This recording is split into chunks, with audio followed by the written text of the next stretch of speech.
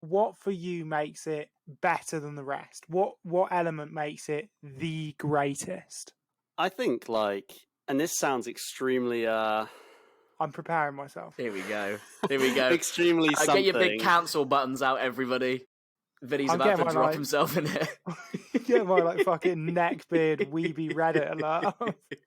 Here we go. It's almost like it's not even a game anymore. Oh my goodness! It's art in its purest form. I'm not joking.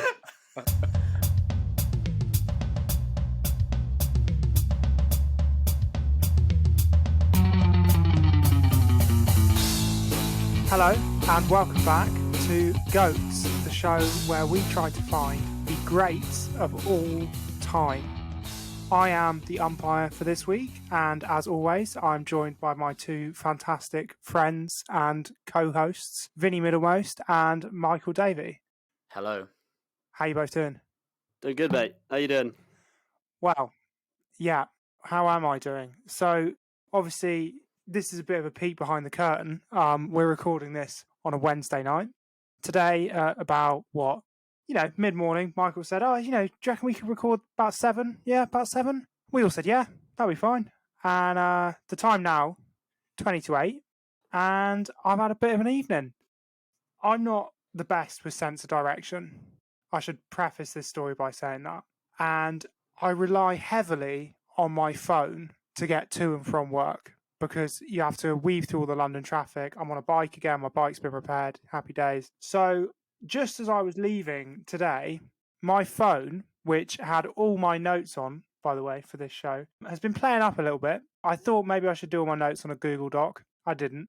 Or trusty pen and paper. Or trusty pen and paper. My phone did the El Clasico, went from about 80% battery to 2% battery, and then just wouldn't turn back on. So I was riding home, flying by the seat of my pants, and then a thunderstorm happened. And there was actual thunder and lightning crashing across the road, and a journey that normally takes me 25 minutes took me an hour and 10. Wow. That bad of a direction, eh? I am quite bad at direction, but also the thunderstorm meant that I had to ride at about 10 miles an hour. Yeah. Can't you go faster in a thunderstorm? Because, can't you, when the thunder just, the lightning just hit you, you just fucking, boom, just fucking go. That's not what I thought you were going to say. Seb, just to warn you, me and Vinny have been, as Seb just said, he's very late to this recording, so me and Vinny have been warming up for about 40 minutes. And so this is going to be a disaster, but we'll go with it, shall we? Does anyone have any other, bits and bobs before we crack on? I messaged on the chat that we have that you should watch the Arsenal documentary, Arsene Wenger Invincible, and you should, definitely. That's something that... yeah. You should definitely watch it. It's really good. Yeah, it's on Amazon Prime. It's really, really good. And at the end, it's really honest. Arsene Wenger, commentates the whole thing himself, and it's so honest, the stuff he's talking about. It's amazing about his, obviously it goes through the Invincible season, that's mainly what it's about, but then it goes on from that, and, moving to the Emirates and, the difficulties of Arsenal and fourth being a trophy and blah, blah, blah, and his, regrets or what he should have done or this or that. And it's just really good and really honest. I won't say too much because it might spoil it, because I've never heard Arsene Wenger speak that honestly, but so good. Definitely watch it. I listened to his audiobook, his autobiography on Audible that was narrated by him, and a lot of the stuff he says is really eye-opening, especially towards the end of his tenure. Just the amount of grief he got from the Arsenal supporters. It's pretty heartbreaking, to be honest. Yeah, because the amount he did for the club. Well, this and world football, he fully revolutionised English and world football, in the same way people like Pep Guardiola have. And then for him to be completely abused at the end of his spell with Arsenal, I think he took really badly, which is fair enough. But I think football fans, we've all got very short memories, haven't we? I think I've sort of forgot how insane Arsene Wenger was in those early years and stuff. Well, this isn't a football show, but it was for 5 minutes. Let's get into this one then. I've got an announcement that I didn't run past you two. I just thought I'd announce it. You do love surprises. So the surprise is this. I've come up with a challenge, not for you two, but for our, by this point, enormous listener base. And the challenge is called the Telemate Challenge. Now, the Telemate Challenge, to my eyes anyway, is going to go like this. If you send a screenshot of you telling a mate about this show, we'll read your name out at the end of the show. What do you reckon? Brilliant. Let's Genius, do it. isn't it? Everybody loves a shout I'll out. come I flooding mean, national radio has survived this long on shout outs, hasn't it? Everybody listening to the radio texts in and says, "Can you please say my name?" And they say, "Oh, we've got a text here from John in Scunthorpe." And John in Scunthorpe is absolutely buzzing that that's all that they said. And if you tell all his Exactly, mates, that oh, they said his name. said my name on Radio 1 earlier. Oh, amazing. And he doesn't beat his wife later. Yeah, it's a win-win for everyone, really. So, Yeah, sorry, I've had like half a beer, so I'm oh a bit dear. rowdy. Dear. The other thing I realised as I was saying that actually is that we don't have anywhere for them to send them. So I think what we'll do after this is one of us will set up maybe an official GOAT's Instagram. Check the description for this episode and we will have set up an Instagram, an email. You know, you can fucking send us a TikTok. We're not getting a TikTok. Are we not? Getting it? We're not getting a TikTok, are we? Everyone's on TikTok. Monsters are on TikTok. Hillary Clinton's on TikTok. Who's on The TikTok? monsters are on TikTok. I'm not going on TikTok. I've read the BBC articles. I've seen the news. Full of Don't paedophiles. go on it. You get nonce on. I'm not going on TikTok. The Telemate Challenge. We want it. Seb, I think the Telemate Challenge is a brilliant idea. Definitely. Telemate. Send us a screenshot, Instagram, email, and we will read your name out and maybe the message that you sent your friend or something to that effect. If you can put in some funny little A bit little about quip. life, Yeah. maybe put a funny little quip in there, screenshot it, send it to us, and we'll read your name out at the end of the next show. We'll read it out. Anyway, Yeah. should we crack on with the show? Let's do it, Seb. Let's get into it. Go for it. What are we doing Let's this do it. week? So, since man first crawled out of the water, which is my understanding of evolution, since they first dwelt in caves, man has always thought, and Woo-Man has always thought, wouldn't it be great if I could pretend I was doing something more fun? And obviously, for about 2 million years, we had to make do with writing on the walls in our own shit. And then, in 1948, everyone's favourite Alan Turing came up with a program. And that program was a chess program designed to play against a computer. Now, computers weren't developed enough at the time, and unfortunately, Alan Turing was forced into suicide by the British government for being gay, despite saving the lives of thousands of people. And so that program never came to fruition. But that program became the very first computer game. So today, we will be discussing the greatest computer games of all time. Now, whether you want to, solve interesting puzzles on Portal or be called the N-word on Halo, video games have offered us all a little slice of solace and a little slice of excitement in our otherwise very boring lives. Vinny, you won last week, and you went last week. You won the week before, and you went last the week before. So, to try and even things out, just to get rid of any potential bias because you went last and maybe it was more fresh in my memory, you're going to go first this week. So, Vinny, what is your pick for the greatest video game of all time? So, I have picked Dark Souls. Of course. Of course, yes. And unfortunately, while writing the script, I had too much to say. And I've got about 2 pages of notes.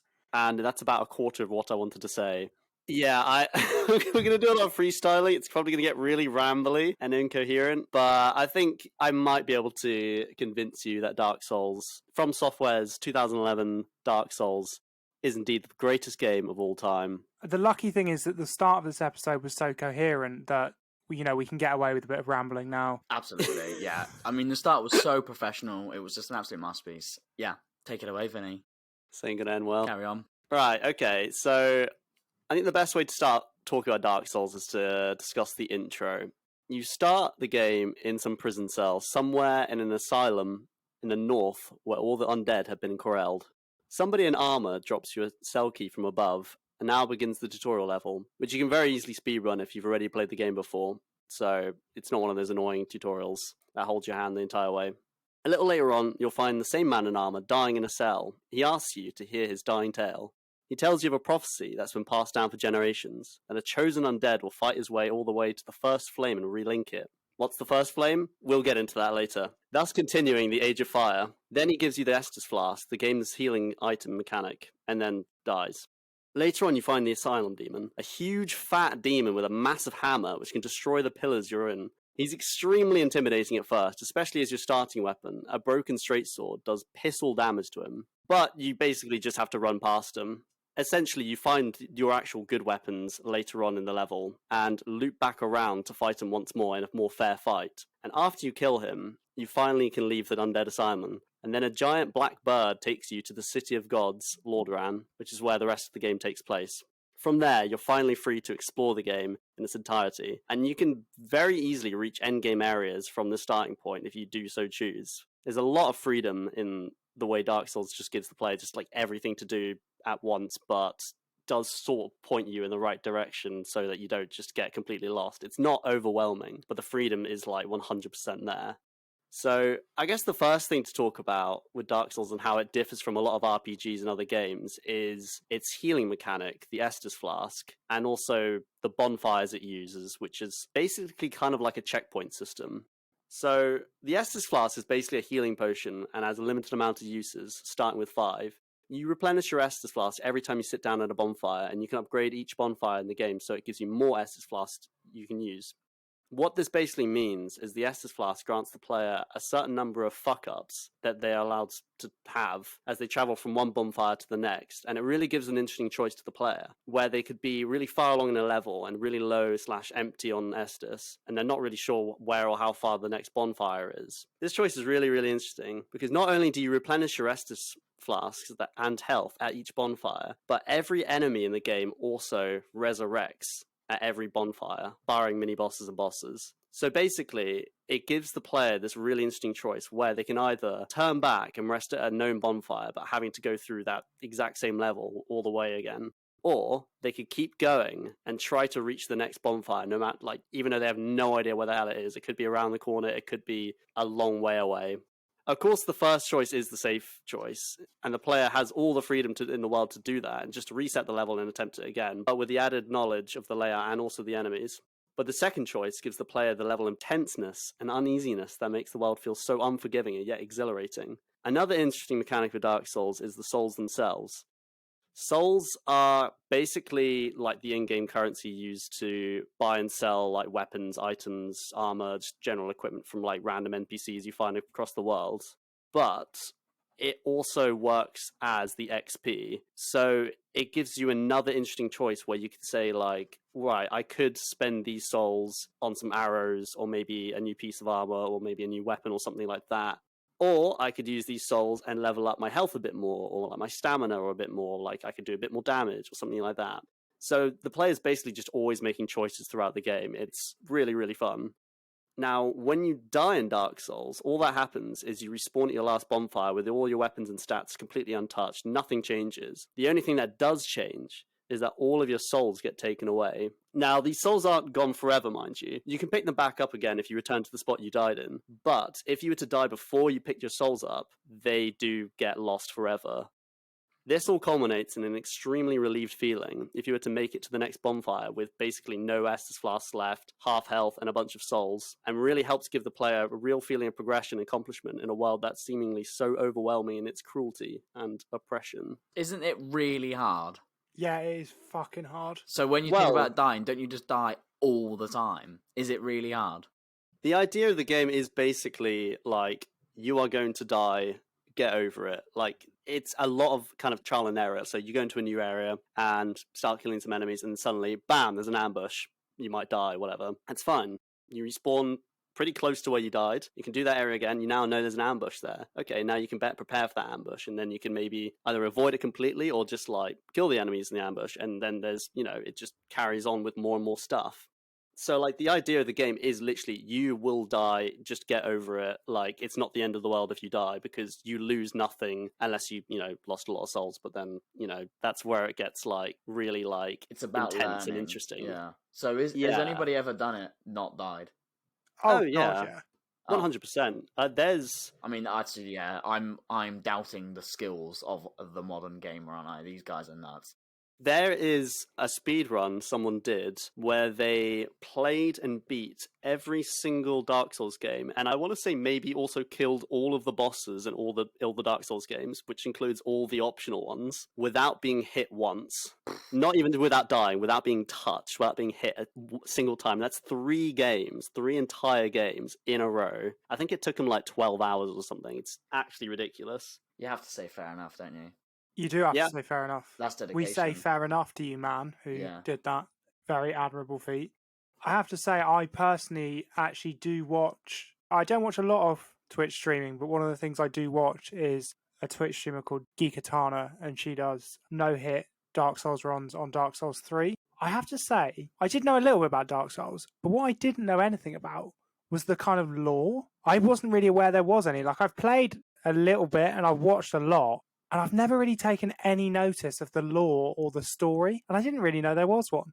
Yeah, the lore in all the Dark Souls games is very much like, it doesn't really shove it in your face, like, which I really like, because it's not like, there's other games where there's a lot of like exposition you have to sit through, a lot of people talking, a lot of things just thrown at you, and you have to be like, you have to learn this is interesting, you must find this interesting, this is the world, kind of thing. But like, there's basically none of that except for the opening cinematics, which you can just skip if you just want to play the game. And all of the history and all the lore and all the characters are all just like extremely obscure, and like all just written on just like item descriptions, essentially. Like, the entire lore of the game was just built on item descriptions. So like, there was actually a really interesting contest way back in the day when Dark Souls first released, where From Software, who's the company who made Dark Souls, they put out a competition, I think for like $10,000. They asked fans to email into them and basically ask them, what do you think the story of Dark Souls is? What do you think is actually happening? Just think about that. They actually had a contest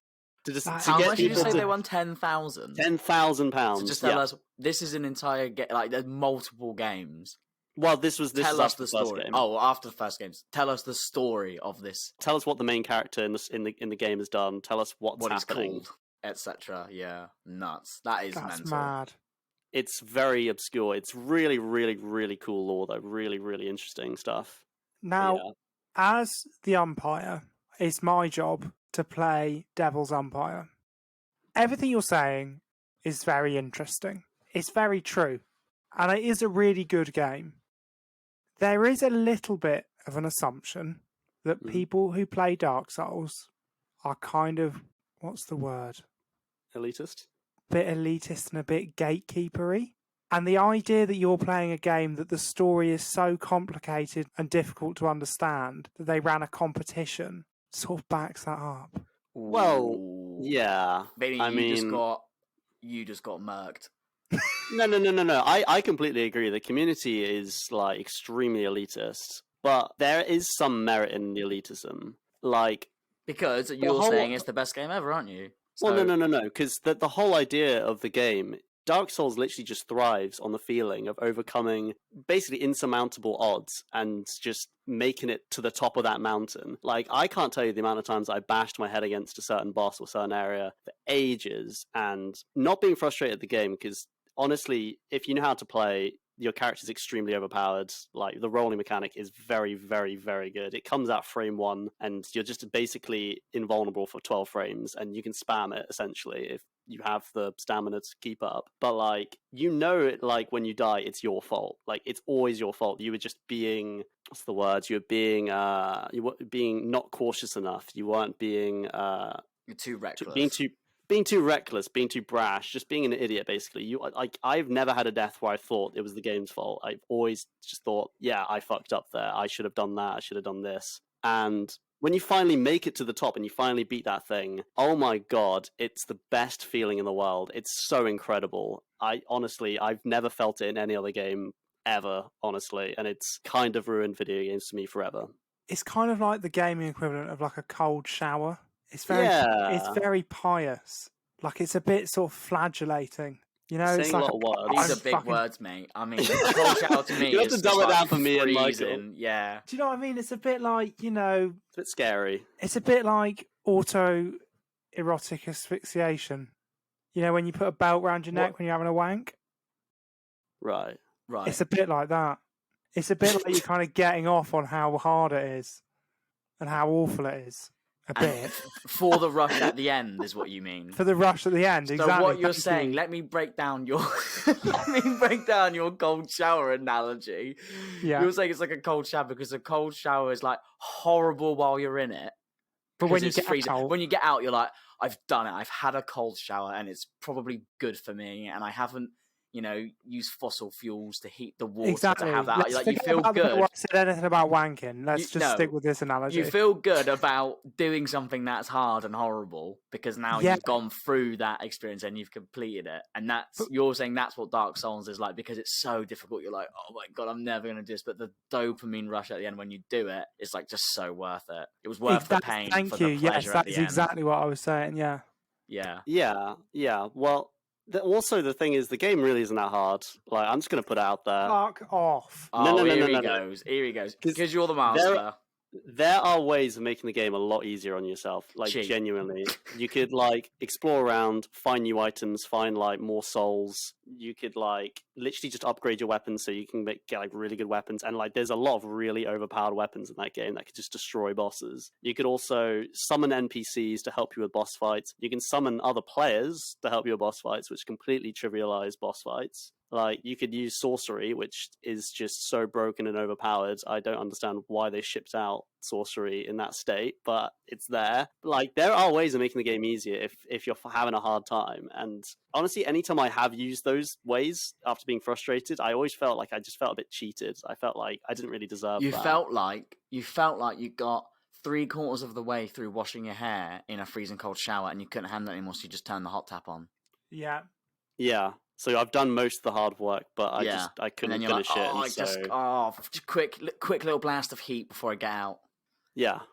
Interesting, because as much as I'm sort of negging on it right now, this conversation is making me want to play Dark Souls. Oh, I thought you were going to say it's wanting to make you have a wank in a cold shower, but and that. Well, that's tricky. I'll tell you what.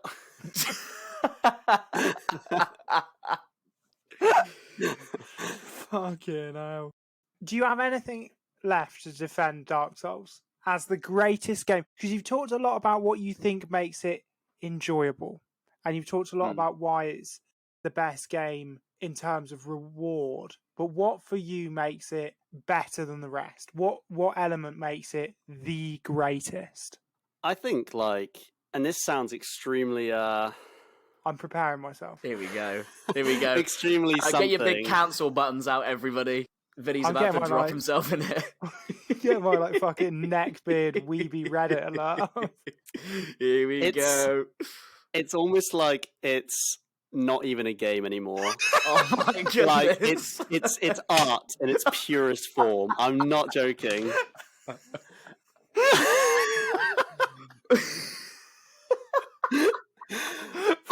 God.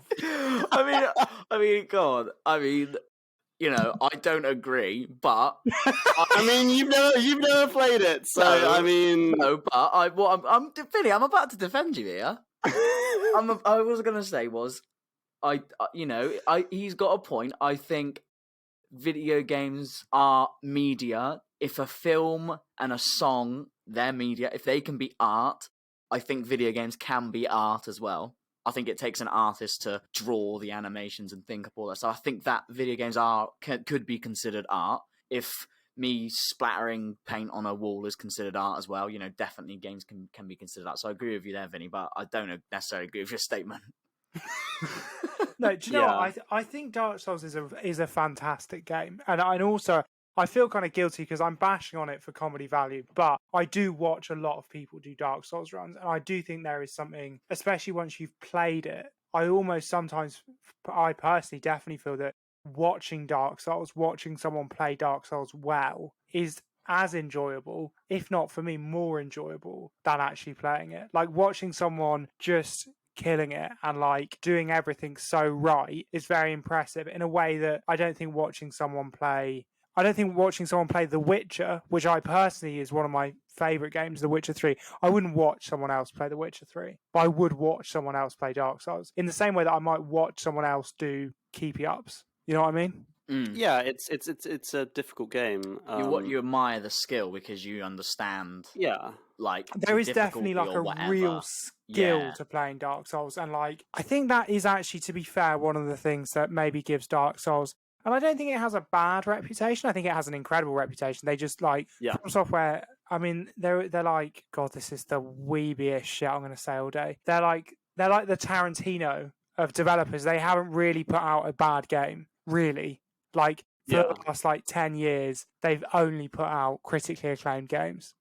And that is Yeah. impressive. And I think part of that is the fact that you do actually have to develop a skill set to finish them. And I think that's a really impressive dynamic. And I think it's like a very clever way of creating a game, because I think a lot of games, with the exception of a few, a lot of games are kind of on rails. And you feel like they haven't created a medium for you to play a game. They've kind of created a medium for you to watch a selection of cutscenes and just move from one to the other in an enjoyable way. Exactly, it is kind of quite roller coaster like. Whether or not that qualifies it to be the greatest of all time is yet to be seen. We'll have to see what Michael's bringing to the table, but I definitely see where you're coming from. Honestly, I could fill up maybe 4 hours of just talking about Dark Souls. Like everything from like any part of the game, you look at some like tower in the distance, and there's a very, very good chance you could get to that tower at some point in the game. Like things like that, and it's so like interesting because the world is so interconnected, and there's just like all these branching pathways that somehow lead back to the main hub area, and like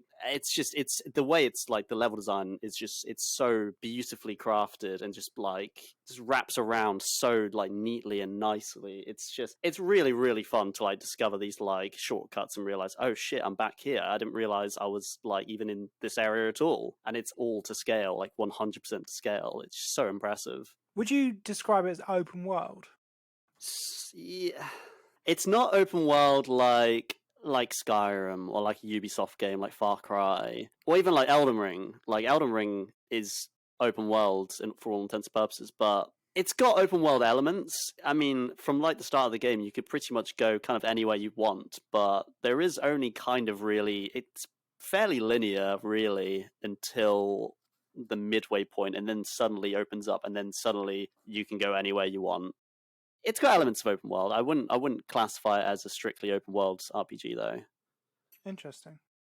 Well, before we listen to what Michael has to say, I thought I'd intersect this midway point, and I just thought it was an interesting question. I don't want Michael to spoil his choice, but are either of your games that you've chosen the game that you think you've put the most time into? No, I don't think No. it is. Now that is interesting. So, Yeah. Michael, what game do you think you put the most time into? I was thinking about this last night, actually, and I know for a fact if I could have added up the hours, I definitely put the most time into Pokemon Gold. Really? Definitely. I think I played that game on I had a limited edition Pikachu Game Boy Color. It was my most prized possession, and I genuinely think I played that game. Well, I played it every day for sure, for years, every single day, in the car on the way to school, in the car on the way home. Get home, if I need to do any homework, I probably wouldn't even do it. I'll just play Pokemon, dinner, bang, eat that, Pokemon, bed, done. Next day, like just again and again and again. I definitely think Pokemon, yeah. That's really surprised me, to be honest. Yeah, that's really surprised me. I thought for sure you were going to say Skyrim. No, I've barely played Skyrim, honestly. I've played it loads of times, but I've never completed any of the main quests. I don't think I've ever got past like being level 25 in Skyrim. Really? Genuinely, I actually know nothing about Skyrim, but I've started about 25 characters. You got to do the Dark Brotherhood quest lines. Yeah, I've never done that. For sure, the best quest The line. only main quests I think I've ever completed are the College of Winterhold ones and the Thieves Guild one. That's it. I've literally barely played it. That's mad. That's Vinny, pretty what would crazy. you say you've put the most hours into? Like this isn't even like, this is like definitive. It's just World of Warcraft. Like it's crack. Like all MMORPGs are crack. It's the same thing with old school RuneScape. I don't play these games anymore because they're so fucking addictive. Like I will just spend like 5 hours just grinding. And is it bad for you? Like, Do you that think was it should fun. be banned? No, I don't think it should be banned. No, like like every now and then I'll play a bit Have a because hit my of friends are crack. playing them. But like I know that it's just such a grind and it takes so long to get to the place you really want to be that most of the time I'm just like I'd rather do other things. Yeah. I just rather fill out my day with other things rather than just sitting on my computer and playing. I guess when you start feeling guilty about it, you're like, I should stop. But it's Yeah, it's because exactly. I guess you're saying as well, because it's so good, you can't. It's just, it hits, they've gotten it down. I don't know, they've got some scientists. It's an algorithm. They've got the Yeah. algorithm down. They've got like the dopamine down, like everything from the sound effects to like how many times you level up every hour or whatever. Like everything, it just culminates in just like the ultimate dopamine experience. I feel like I'm a hamster in like a a science like a rat. experiment. Yeah, exactly. It's like And those I've just gambling people. They like specifically design things to make you gamble more and more and more. And you Yeah. don't even like realize it's happening. yeah, exactly. It's just like Yeah. pure like heroin to my vein, essentially. How many hours do you think you put into World of Warcraft? A bad amount of hours. It's not hours; it's days. We're talking. But like, are we talking like 1,000 hours? No, we're talking maybe. Let me think, because you can find out the stats of all your characters if you type in /played. It tells you exactly how many seconds, minutes, hours, days you played. And I think last time I checked, my main character had like 60 days, and that's one character. 60 days. Yep, that's one character, and I have Jesus fuck. like 15. Yep. Oh my god. It's crack. That It's silence is literally like crack. genuine. Holy fuck, Vinny, that's a lot of hours. That is a lot of hours. I've known people who in 3 years have put away 365 days in one character. Fuck. That's insane. They man. got him. They got him. It should be They illegal. got Yeah. good. Yeah. That's mad. I don't know. I've never put anything close to that many hours into anything. Embarrassingly, I think the games I've put the most time into, I put a lot of hours into The Witcher because I sort of almost completed it and then stopped, and I'm now playing through it again. Yeah.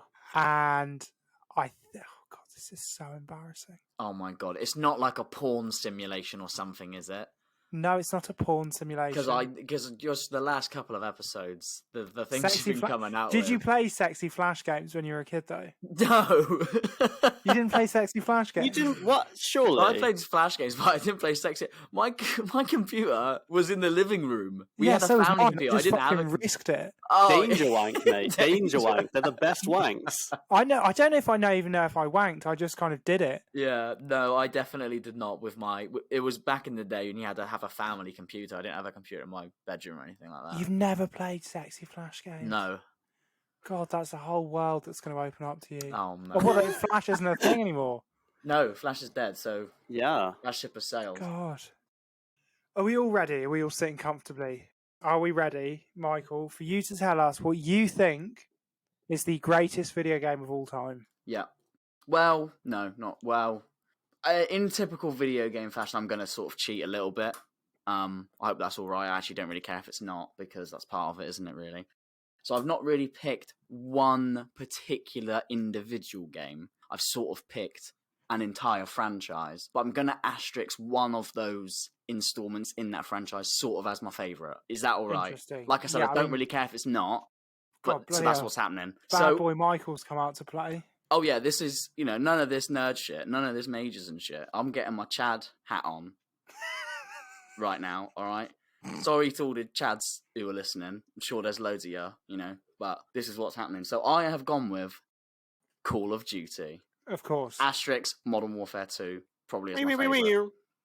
wee, wee. What? What was that? Horns. Yeah, you know the Oh, noise. yeah. Well, we're MLG. gonna get to that. Don't you worry. We are gonna get to that. And I'm glad I'm glad that was the baby, first an thing. L-scope. I'm glad that's the first thing you thought of, Vinny, because you really are gonna, emphasize my point as to why Call of Duty is the greatest video game / franchise or whatever of all time. So, started out in 2003, mainly made, it's an FPS genre, World War II games for the first 3 installments. As of April 2021, sold 400 million copies worldwide, making it the Jesus Christ. 3rd best-selling video game franchise of all time it's only behind Mario and Tetris. Aren't there 19 of them, though?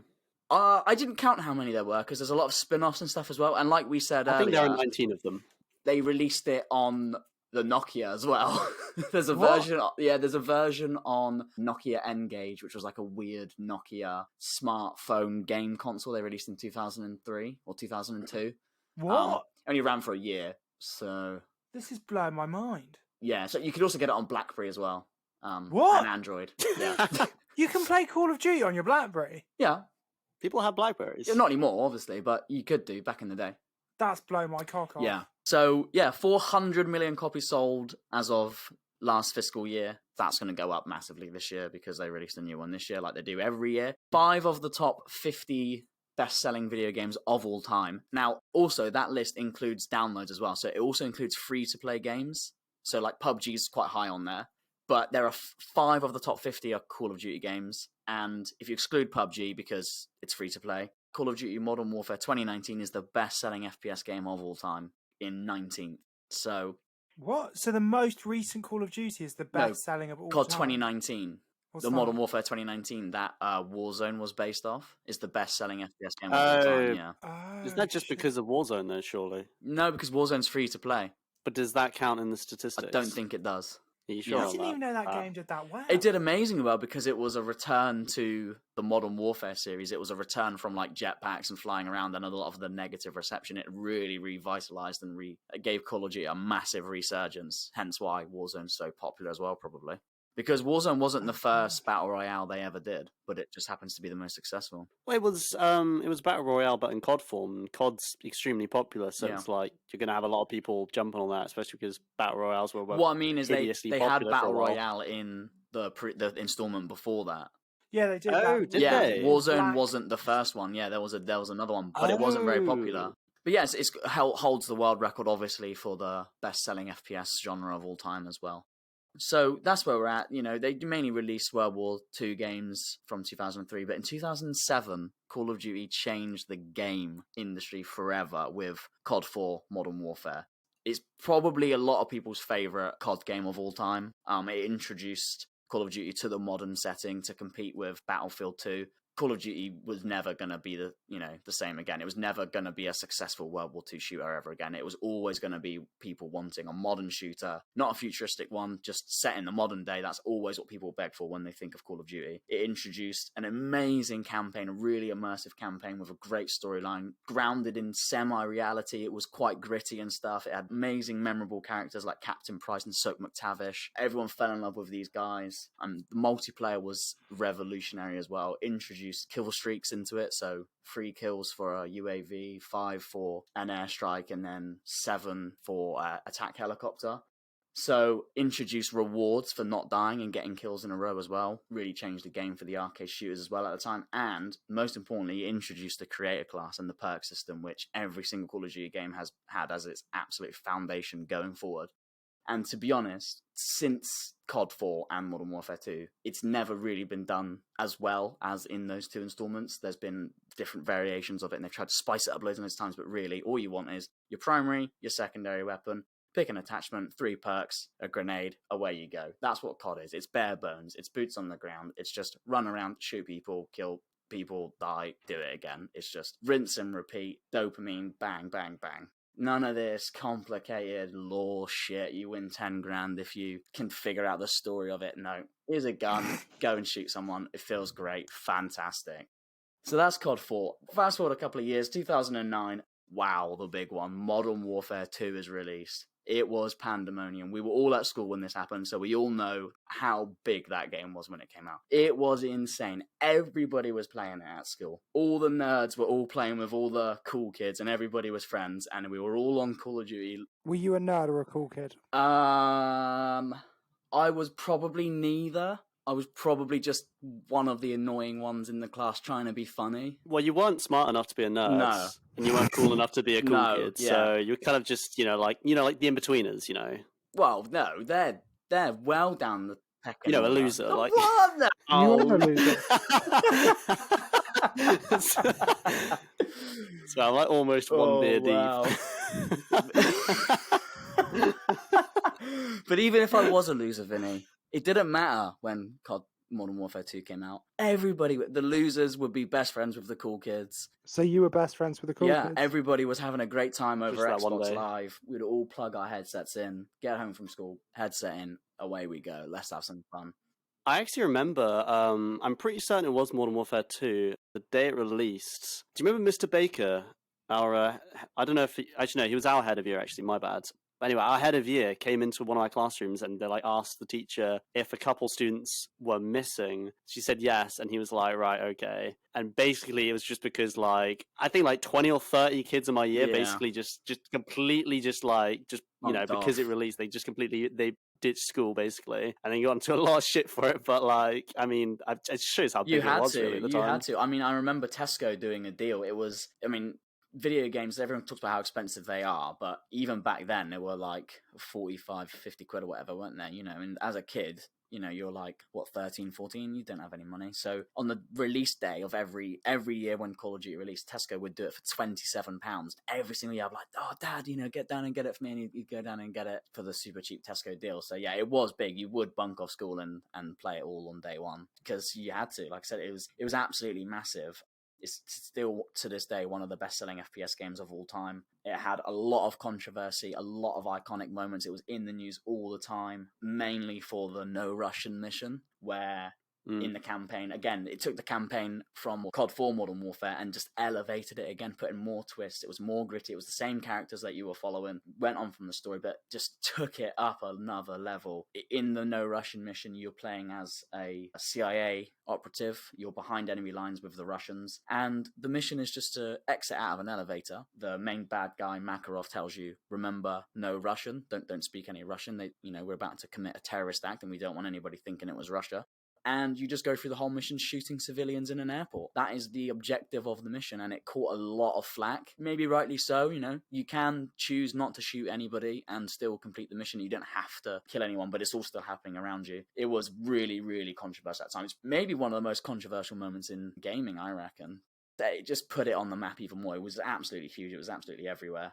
I think that is like up there with like the torture scene in GTA 5, which was also like huge controversy when it first came out. Yeah, it just puts it on the map because controversy sells, doesn't it? You see that and you're like, oh wow, I want to play that. You're a kid, you're a teenager, whatever. And even though it's controversial, you can still play it. You can still watch films that's portrayed and stuff like that. And it's what you want to see, isn't it? We're intrigued by the taboo and stuff like that. So yeah, it was massive. It was all over the news, and it just elevated sales even more probably.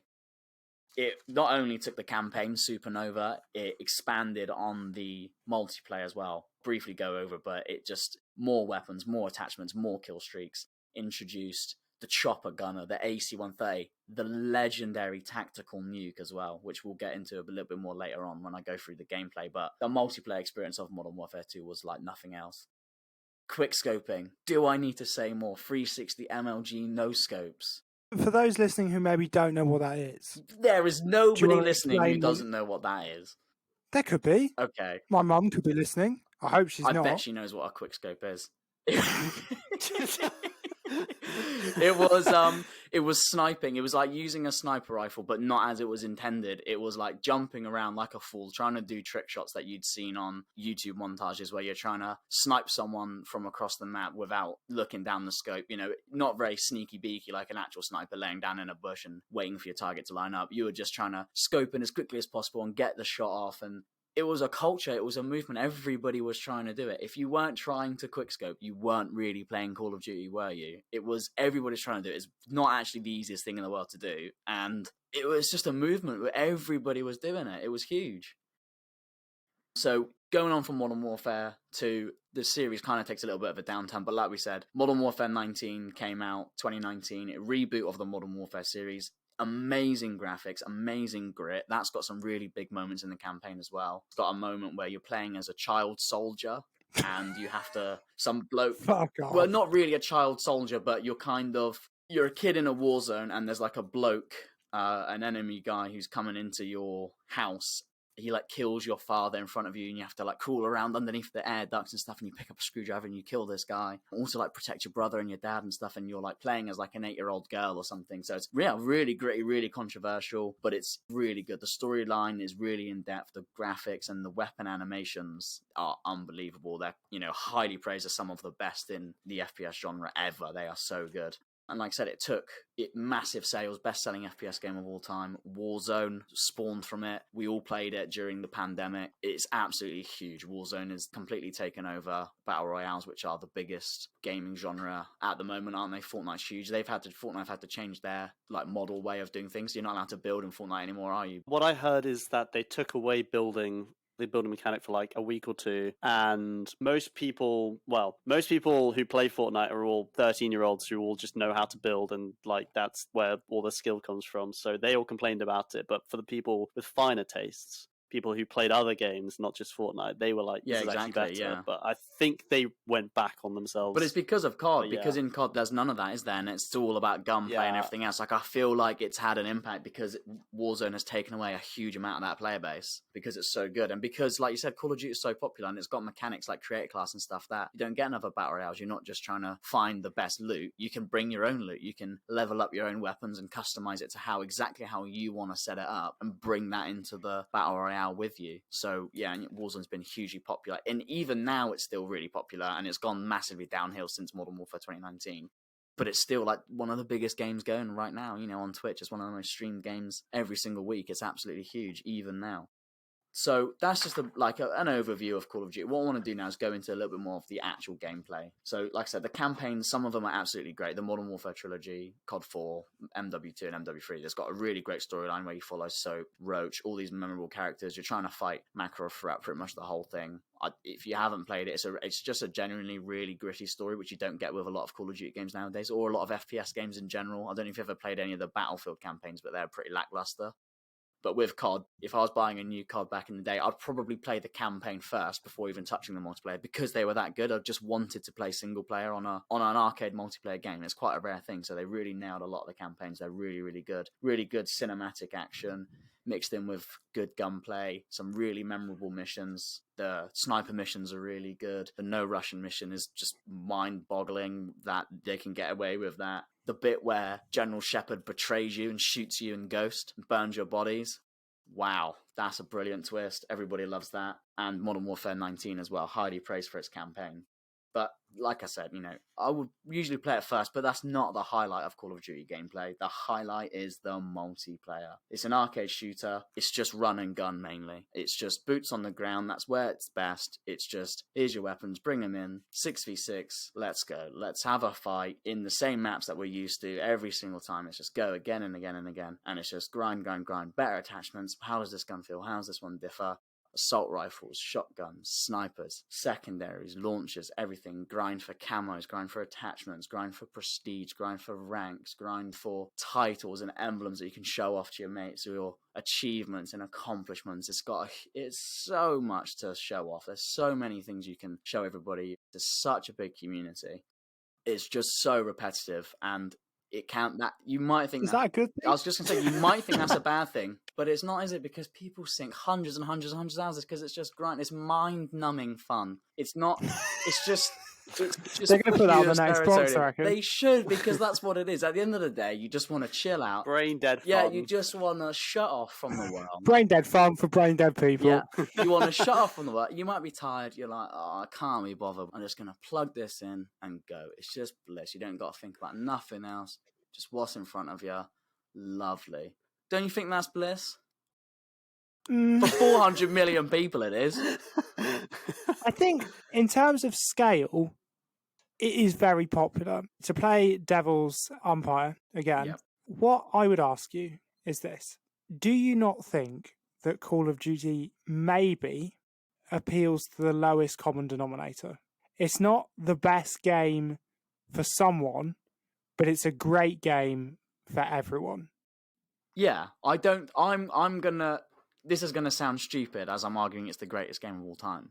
But I don't think it is the most perfect, the best game ever for the highest, individual. But it doesn't have to be. That's the whole point of it. It doesn't have to be, because it's everything else. It doesn't have to be perfect. That's not why. It's just fun. Why do we play games at the end of the day? It's fun. It's something fun to do with your time.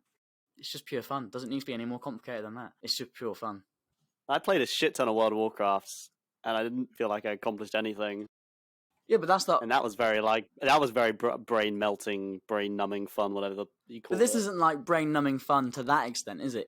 It's just fun for a few hours because it's got that perfect balance of, it's not so repetitive that you feel guilty or bad about yourself, and it's just repetitive enough that it keeps you entertained for the right amount of time to just give you just enough satisfaction. I mean, isn't that just MMOs in general? Just like, go over here, kill 10 of these boars, cool, quest rewards. Okay, go over there and kill 10 of these. But like I said, but you blue-skinned have to sink balls. so many hours into that, don't you? But you don't have to do that. Well, with no, Call of Duty. a lot of fun of is just the leveling up and the grinding and just doing the same repetitive tasks over and over again. It's the mind numbingness that's enjoyable for a lot of people. Does that not say something weird about humanity, the idea that we escape our mind-numbingly boring existence by going online and doing mind-numbingly boring things? Well, yeah. I do think Yeah, that's it's interesting, deep. but it is deep, but I Yeah. do think that's a very interesting way of looking at it, yeah. But what I was going to say to you Mm. was this. Do you think Call of Duty's heyday has passed? Because I agree with you that I look back fondly at a time when everyone would go home and play Modern Warfare 2. I wasn't one of those kids. I didn't have an Xbox or a PlayStation when I was a kid. I didn't even have a TV. But I remember going to mates' houses and I remember watching videos on the computer. Even I, as a non-gamer at the time, was still obsessed with everything that was going on in Call of Duty. That's how infectious it Yeah. was. Do you think that is still the case, or do you think that has moved on? I do think it's not the case. I think it is not the case. I think that the Modern Warfare 19 was really good, and that's why it sold a hell of a lot of copies, because it tapped into a bit of that. But I don't think you'll ever get back to the heyday of Modern Warfare 2, which is why I said I'll asterisk COD being the GOAT with sort of Modern Warfare 2 really being the best one, because I don't think it gets better than that, and we'll go into it because I've got loads about Modern Warfare 2 and the influence that it's had. I'd love to know more about why you specifically think that Modern Warfare 2 is the best of the best, because you're saying it's the best of the franchise, franchise, definitely, yeah. and you're saying that Call of Duty in general is the best video Yeah. game franchise ever made, and that Modern Warfare 2 is the I think it's best the of best that of that, franchise. yeah. And it's definitely. It's most people's favourite. It had a huge variety, just enough variety of weapons and attachments without being really overwhelming. Some of the more modern ones, don't even know what you're shooting, some futuristic whatever. This was just standard modern military weapons, recognisable, standard attachments, just enough to grind for, but not too much where it feels like this is pointless. Why am I sinking hours into this because there's so much? It was just the perfect amount. Everything was overpowered. Nothing was weak. Any selection you made you feel like an absolute god. And that's really, that's why quick skipping became so popular. Even a sniper rifle from close range made you feel like an absolute god. It wasn't fair, but it was fun. That's the point. It was just so much fun. Everything was overpowered. There was no game balance in it whatsoever. Had absolutely the best map selection of all time. And like you said, you didn't play Modern Warfare 2, but if I say 1v1 me on Rust to you, you know exactly what I'm talking about. I do know. I know exactly what I'm talking about. The maps were that good, you didn't even have to see them to know what they were all about. Just word of mouth, you knew what they were. Favela, Terminal, High-Rise, Rust. They were brilliant. They had multiple levels. They weren't just 3-lane maps every single time. They had different stories, things that could explode, map interactivity, different locations, deserts, modern settings, airports, dust-filled deserts, wastelands, snowy places. I said deserts twice. Deserts and deserts with dust in them. Forests everywhere. It was definitely the best map selection of the lot. It was madness. Explosions everywhere, bullets flying, missiles, helicopters. The audio was insane. I'm going to play an audio clip for you right now. Some of the voice acting is unbelievable. This is when somebody will call in an AC-130. Now, this is popularized quite a lot. This is memed quite a lot. But listen to this. This is the kind of level that we're talking about. Now, if you hear that in your headset and you're not shitting yourself, you may as well be really at war. That is unreal. If you hear this, I'm going to play it again. If you hear this guy in your ear telling you this,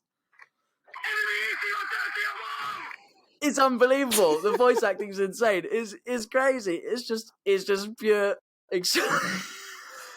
Your example of the cream of the crop, like the best voice acting you've ever heard in a video game ever.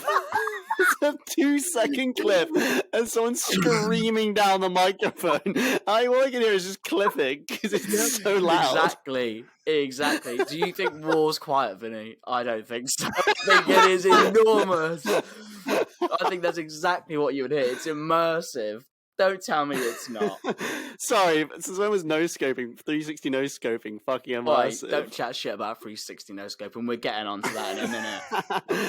I'm saying you can't have your cake and eat it there. But buddy. it's also like the kill streaks, the AC-130. They're so overpowered. If you get enough kills in a row, you're not just shooting on the ground with your weapons, with your assault rifle. Now you're taking command of a huge air warship raining death and fire from above. It's not, like I said, it's not fair. It's overpowered to the max, but it's so much fun when you get that AC-130, you get that chopper gunner, and you just obliterate the enemy team. And then, if you get enough kills, if you keep going, you keep pushing on without dying, the legendary tactical nuke. You can't say that's not one of the best, maybe worst game mechanics of all time. You are so good, you've been so good in that match, you're just going to end it for everybody. It's like, nah, I've done it. It's like a golden snitch. You golden snitched it. You're like, nah, mate, look, you might be having a great game. I'm having a better one. See you later. Drop the tactical nuke. It's game over for everybody. Go home, put your controller down, switch it off. It's done. Legendary. I thought the tactical nuke just killed everyone on the map. And ends the game. No, it ends the You game. instantly And it win. ends the game you as well. Instantly win, even if you're losing. It's that good. That doesn't sound fun. It is fun.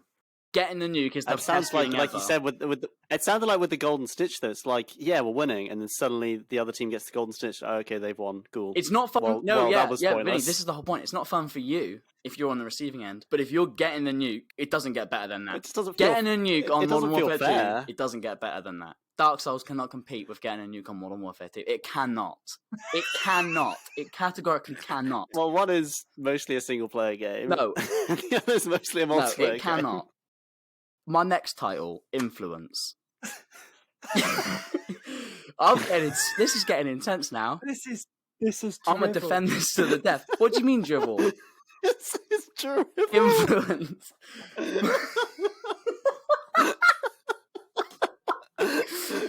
No, because we think it's a joke and we think it's a meme and we get into the memes, but it is influential. I'll tell us, FaZe.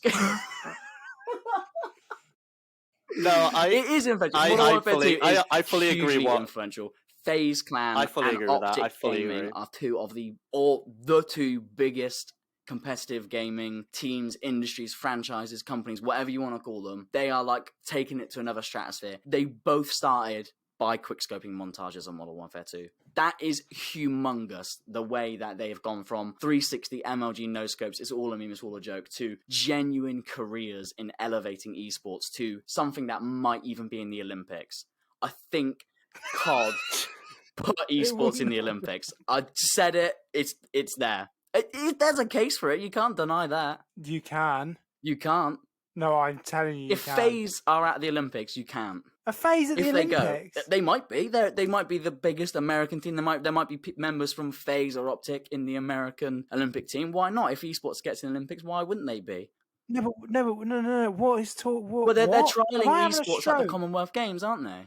Are trying they? to. Yeah, I saw a news article about it the other day. They want esports to be an Olympic Which sport. Is I it don't Call know. of Duty? Hopefully, and then I'll be right. Do you know what it is as well? I'm shocked because the word on the entertainment street was always, whether it's within my professional life, like talking through podcasting or talking through like games media or whatever, was that sports channels and media executives always wanted esports to be more popular than it was. That's what the narrative that I was always told, was that actually executives understand esports. They just say it's like sports, but it's on a video game. And they go, oh yeah, let's put some money into that.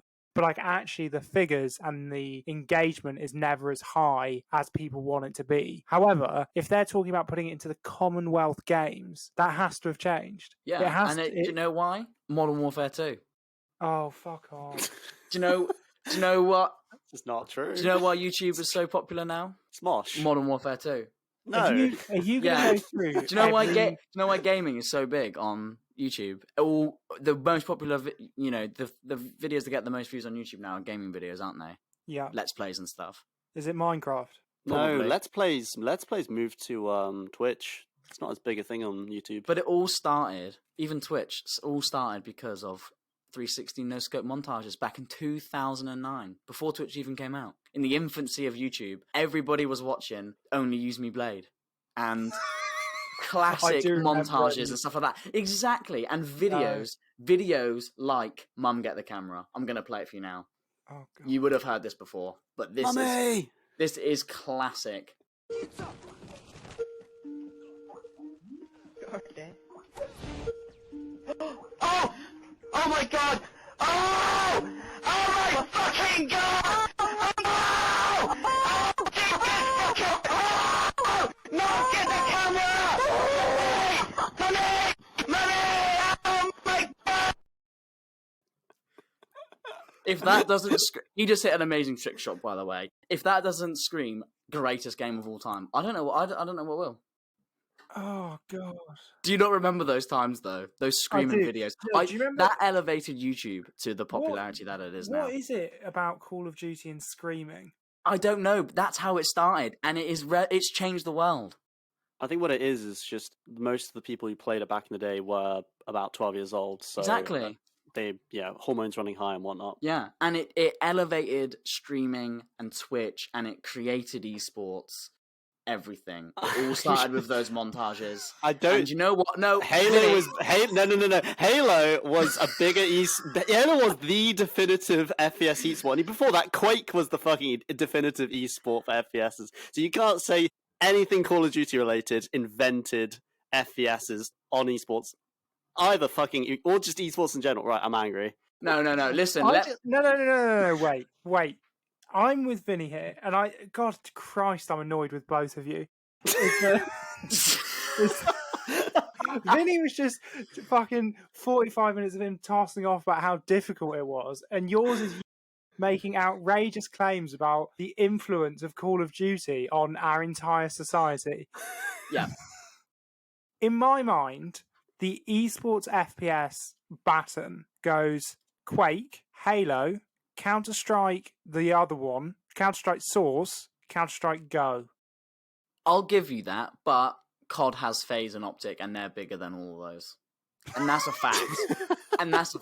And you know what? I'm gonna wrap it up now, okay? Because I've clearly won. All right. You could do your summary in a minute or whatever you're gonna do, but listen. All right, I'm gonna wrap it up. Modern Warfare is the best of all the COD games by far, and COD is the greatest video game franchise of all time. And to all you other video games out there, listen to this. Mission failed. We'll get 'em next time. COD's the best. It's the GOAT. It's going in the GOAT pen. Oh God! So that's the end of your lecture on Call of Duty? That's it. I've closed my notepad. Yes, I wrote it down again. Yes, I drew some pictures. It's Drew closed. some pictures? I drew some little stick men. Doing what? Shooting people. Oh Christ! So now I have to come to a conclusion about which one of these two I think is the greatest game of all time. Oh God! So just to summarise, let me summarise for both of you, and then you can jab in if you think I've got it wrong. Okay? Okay. Vinny, you think that Dark Souls is the best because it is the most rewarding gaming experience that you think you can get as a gamer. If you want the most rewarding experience you can have in a video game, Dark Souls is that. Is that what you think? More or less, yeah. And that the way that Dark Souls allows you to pull bits of intrigue and interest out of the game without handing them to you gives a greater sense of satisfaction once you finish the game and once you've had the full Dark Souls experience, because you had to work for it, you found it yourself, it was your journey kind of thing. Yeah, pretty much, yeah. Cool. And Michael, you think Yes, Seb. that Call of Duty and the Call of Duty franchise, with a specific focus on Modern Warfare 2, Yeah. is the greatest video game of all time because it brought us quick scoping montages on YouTube. Well, I mean, yeah, that's part of it. Yeah. And that because it's had the greatest influence of any video game on popular culture. Oh, I need to tread lightly on that one, but pretty big influence. Yep. And you're forgetting one thing. It's very fun. Do you know what? That is where it comes down to for me. That's why I'm trying to talk it through with both of you, because what this comes down to is it's the two opposite ends of the spectrum. I think that's why this is such an interesting episode, is that on the one hand, you've got a game that is incredibly difficult, incredibly balanced in the sense that you don't get any hand-me-downs. Everyone starts on an equal space and you play mostly singularly unless you invite other people into your, into your game or whatever. Don't quite know what that mechanic's called, but you know what I mean? Summoning, yeah. Unless you summon someone else to help you defeat a boss or whatever, it's a pretty singular game with a fairly hidden but depthy narrative. Yeah. And then on the other end of the spectrum, you've got a game that is a roller coaster in the sense that you're just plonked down in front of a screen. Your consequences in the game don't have the most enormous impact on the storyline, and you can't do much to change your version of the narrative, but it is high octane, high impact, twists and turns, heel turns, and oh my god, he was good and now he's bad, and blah blah blah blah. And it's the ultimate multiplayer. It's talking to your friends, it's being called racial slurs by some fucking 12-year-old. It's pop culture iconography. And I have to choose which of those two I think is the greatest video game of all time. God, I hate myself for this. You're not, are you? Go on. I think, despite one of the most bizarre lectures we've had so far on this show, He could be talking about either of us. That I think the greatest video game of all time, in terms of its impact on pop culture, and the fact that if you say Call of Duty to anyone, my dad, my mum, they'll all know what it is. In terms of span, and in terms of how many people have played it, and how many people have memories of it, I think the greatest video game of all time is Modern Warfare 2. Yes. I'm not going to revel in the victory too much, but Vinny, I just want you to hear this. I just want to tell you one thing. Fair enough. Oh god, I want to burn this whole episode. I think that was brilliant. I am buzzing. I am very happy. Thank you very much, Seb. I'm going to put it on the shelf now. So we've got Paul McCartney is dead next to OJ Simpson, and Modern Warfare 2 is right next to him. Oh, I think that looks great. I think 3 episodes in, I think the goat pen, the trophy rack, whatever we're going to call it, I think it's filling up nicely. I think it looks really good. I think they are the goats. I think, unfortunately, you're right. I do think that Call of Duty is the biggest, and therefore, in that sense, the greatest video game of all time. I think it just is. It is a bit of a bombshell, isn't it? I mean... It is. I don't really know what to say. I'm in shock. I think we're probably going to get a lot of stick for this. I do think some people might be annoyed that we haven't even talked about StarCraft, League of Legends. Oh, we don't need any of that shit. It's all I think about Half-Life 1 actually might be the best game of all time, to be honest. Yeah, I was going to say Half-Life is ridiculous. Half-Life 1 was ridiculous. When it came out, it blew everything out of the water. And Portal 2 was also really good. And Halo 2, Halo 1, fantastic games. Guys, we've done it. We've crowned it. It's definitive now. Remember episode 1? No. We said I totally agree with you. Once it's been said, it's I'm panicking now. I think that's why it hurts so much. Yeah. I know it hurts, Seb, but we have to accept it as reality. Okay, well, on that note, I think this has been weirdly our best episode yet, despite being the most shambolic. Don't forget the Tell a Mate challenge. Tell a mate, send him a link to the show, or just tell him, have you listened to that Goats podcast? It's not actually about goats. It's about the greatest of all time. It's funny, and they talk a lot about sexy flash games. Screenshot it, send it to us, and we'll shout your name out at the end of next show. In the description of this show will be how you send us the information. Exactly. And on that note, I don't really have anything else to say other than sorry. I have nothing else to say either. See you next week, boys. And Vinny, better luck next time. That's a rub it in, mate. I enjoyed your speech, really alright? You have to get angry. You have to be so salty about it. Salty winner. Oh. You called me a loser when I was at school, so fuck you. It's because I knew you at school, mate.